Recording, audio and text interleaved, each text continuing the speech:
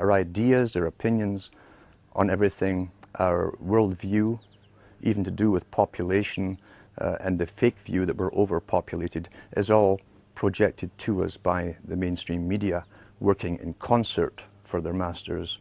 And we begin to parrot what we hear through repetition, and that's so important, is repetition with slogans and catchphrases. And once you hear it happening in your own local group, your milieu, then you know it's working. And the camera can make anything appear to be true. You'll see that in India, for instance, they always use the same streets of Bombay to make you think that you're massively overcrowded, and that's the impression people think of the entire Indian continent. The Indian continent is huge, with thousands and thousands of miles of forest where no one lives. It's the same in Africa too.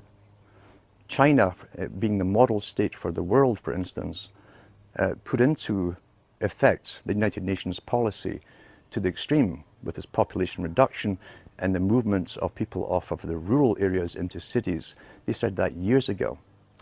Right now, they're in the process of moving 200 million more people off into the major cities, and that's the major newspapers. The cities appear to be crowded because everyone's being moved into them. In the Western world, since the 1950s, again under the term of urban sprawl and stopping urban sprawl, the Western countries also signed agreements to do no more building in the outskirts and of the major cities.